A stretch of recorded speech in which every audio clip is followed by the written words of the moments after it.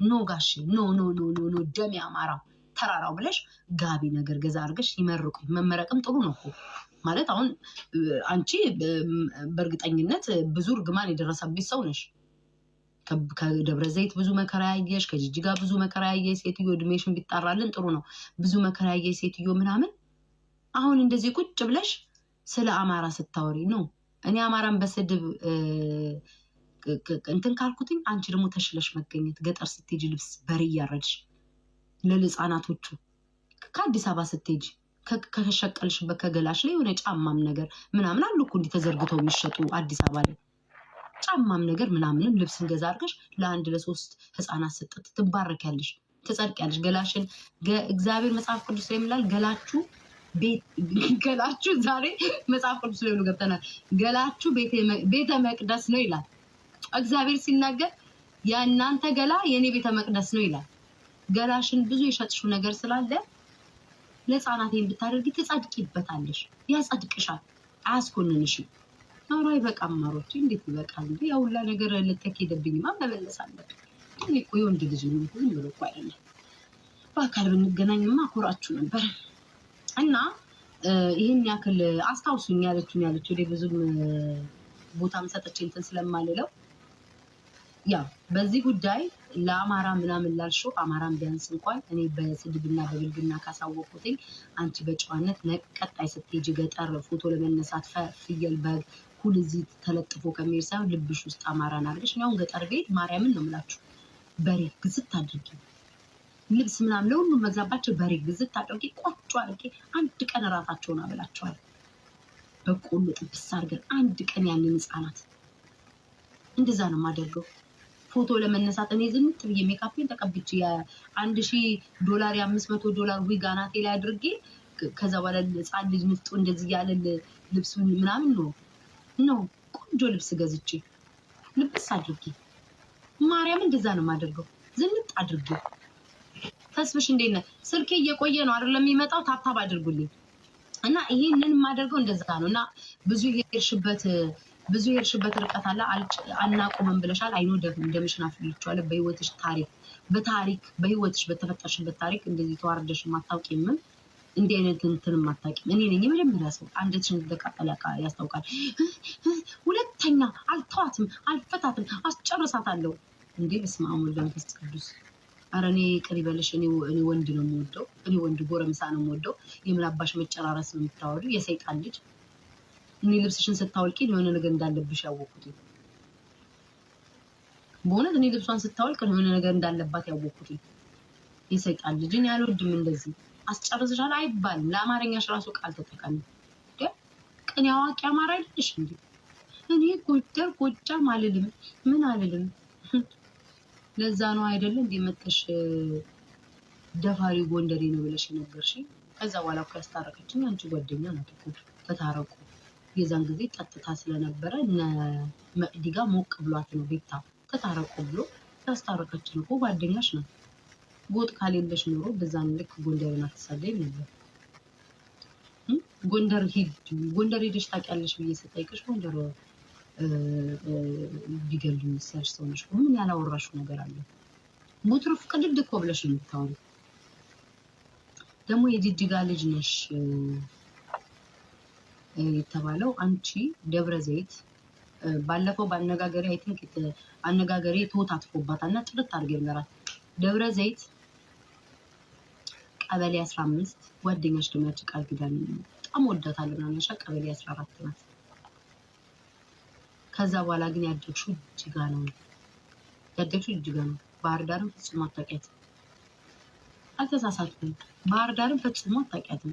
እንደገና ኔክስት ዛሬ ትንሽ ጨጓራዬን ስላመመኝ የበላሁት ነገር ይሁን በልተው ይሁን አላውቅም። ጋይስ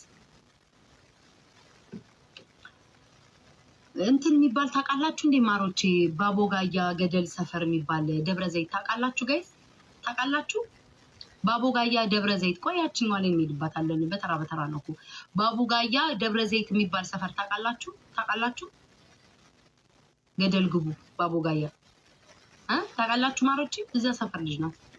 ቀበሌ 15 ይቺ ደግሞ ጋዜጠኛዋ ቀበሌ 14 ናት። እኔ ብዙም እሷ ላይ አልሄድም። ትንሽ ስለሄደችብኝ በአሽሙር እኔም ትንሽ ሄጄባታለሁ፣ ትቻታለሁ። እሷ የቀበሌ 14 ልጅ ናት፣ ያቺ የቀበሌ 15 ልጅ ያደገችው ከስንት ነው ከ9 ነው ምናምን ጅጅጋ ነው ያደገችው። እኔ እኮ አካባቢ ማደጓ ምናምን እኮ አይደለም። እኔ የሚገርመኝ እኔ ዝቅ አድርጎ ወይ ሌላ አካባቢ ከቶ አማራ አይደለም ምናምን አስብሎ ራሳቸውን ግን በቃ እኛንን ጎጃሜ ወይም ደግሞ ባህር ዳር አማራ ልትል ስትፈልግ ነው ይህን የተናገርኩት እንጂ እንኳን አይደለም ጅጅጋ ሰው ወለጋም ላይ አማራ ሞልቷል። ያንን አይደለም እኔ የተናገርኩ ያለሁት። ደግሞ ዘሯን በቅርቡ ስትናገር ታዋለች። እሱን አይደለም እኔ የተናገርኩ ያለሁት። ግን እኔ ያልኳት ምንድነው አንቺ ከኔ በላይ አማራ ክልልን ከኔ በላይ በቃ እንዴት ነው አዋቂ ሆነሽ እንደተወለድሽ ምናምን እንጣጣት ወይ አንቺም የደብረ ዘይት ልጅ ነሽ፣ የባቦጋያ ሰፈር ልጅ፣ የገደል ግቡዛ የቀበሌ 15 ልጅ። አስተካክሉኝ ጋይስ። አነጋገሩ ምናልባት ስላላደኩበት አነጋገሩን ላቅ አልችልም። አሁን ከፌስቡክ ጀምሮ ዲያስፖራዎችን ምን ስትሰሪ እንደነበር እናውቃለን። ከፌስቡክ ጀምሮ ኦርደር ስልሽ ጨጓራሽ ተቃጥሎ በዛ ልክ ይርሽበት ገበያዬን ዘጋቻልሽው ስሜትሽን ጥቅ አድርጌ ነግሬሽ ነው ስቶሪሽ ላይ ሁሉ እስከ መጻፍ ድረስ እና ላልሽው መልስ አይ ቲንክ ለዛሬ በቂ ነው። ላንቺ በበቂ መልሼልሻለሁ። ላንቺ በበቂ ነው። ጨርሰናል ጋይስ። ምክንያቱም እቺ ያለቻትን በደንብ አድርጌ መልሼልሻለሁ። የሚቆም ነገር የለም ብለሻል። የሚቆም ነገር የለም። ፕሊዝ የቤተሰቦችን ፎቶ በዚህ አጋጣሚ ፍስጩ። የምን አይነት ቤተሰብ እንደሆንኩኝ ፕሊዝ ብታሳይልኝ መልካም ነው። ቅድም ደግሞ ኮመንት ለተጠየቀው ነገር ባልሽን ቤታይ ፎቶ አላት እንዲያላችሁ ቢኖራት ኖሮማ ኪዱን አትጠይቃትም ነበር። ቢኖራት ኖሮማ ጋይስ የቤታ ቦይፍሬንድ ፎቶ አለሽ ብላ ኪዱን አትጠይቃትም ነበር። ቢኖራት የኖሮ ሰው ቆይ ጠይቅ መጅረጥ አው ያወጣ ነበር። መጅረጥ አው ያወጣ ነበር። ስለሌላት ነው ገነት የቴንኪው ስለሌላት ሄዳ ኪዱን ጠየቀቻት። አለቀ። ያለው ሰው አይጠይቅም። መጅረጥ አርጎ ይፖስት ነበር። ይሄንን ነው ሊላክም ፈልጎ የማንንም ቆሾ ቆንቦሬ ማንንም አምጥተው መለጠፍ ይችላል። ግድ አይሰጠኝም። ሮዚ ቴንኪው የኔ ፍቅር አንዴ ግድ አይሰጠኝም።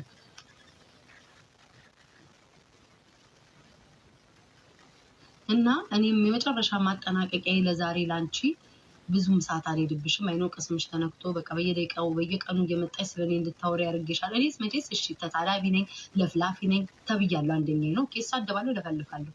ተሳዳቢ ነኝ ባለጌ ነኝ።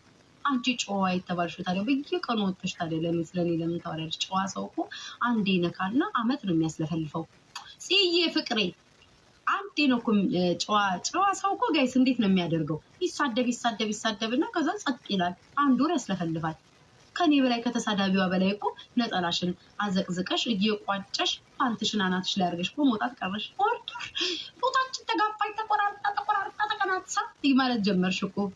እኔ እሺ ተሳዳቢ ነኝ ባለጌ ነኝ ጋይስ፣ ተሳዳቢ ነኝ ባለጌ ነኝ። በየቀኑ መጥቼ ዛሬ አንድ ቃል ነግረሽኝ 7 ቀን ልለፈልፍ እችላለሁ። አንቺ ጨዋ ታዲያ ለምን ዝም አትይም? ስቶሪሽ ላይ ሳትጽፊ ምናምን ጮኮባት ብለሽ ተቀምጣሽ ሰው ለምን አይታዘብልሽም? ምን ይስሳደብ? ማንነትሽ ቀስ በቀስ ነው የሚወጣው ከውስጥሽ። ስለ አቤል የአቤልን ጻፉልኝ። አልሰማኝ እኮ ጋይስ የተቆራረጣችሁ ነው እኮ እሱን እኮ እየተስታወስኩኝ የሚሄድበት አስታውሲኝ ስለ አቤል የተባለ ግን ተመልሼ ይመጣል። እስከዛ ድረስ ግን አሹነጭ ኦርደርዬ አሜሪካን አምጣት። አንተ ኢትዮጵያ ድረስ እየለፋክ እየተነከስክ የጌታ ጊፍትንም ሰጠክ ተከርተን እየተጣላን በየደቂቃው ተነክሰህም ከሚሆን አሜሪካን ይዘሃትና አሜሪካን ባልፈው አሜሪካን መምጣት አልችልም ማለት አልፈልግም ምናምን። ከዛ ነው መጣ በቅርቡ መጣለው። ከዛ እኔ ባንኮክ ስራ ልጀምር ነው እንትን እንደዛ ወሬውን ትተሽ አሸናፊዬ እዚህ አሜሪካን ይዞሽ ይምጣና አንደኛውን ሚስቱን ቤቱ አስቀምጦ አንቺን ለአፓርትመንት ተከራይቶልሽ እንደ ሐሳብ ምን ላድርግ ኡበር እናርጋት። አዎ ኡበር መጣ ምናምን እያለ ብትገናኙ መልካም ነው። የበዛ 4 ነጥብ ዘጋዋለሁ ወደ ፊንገር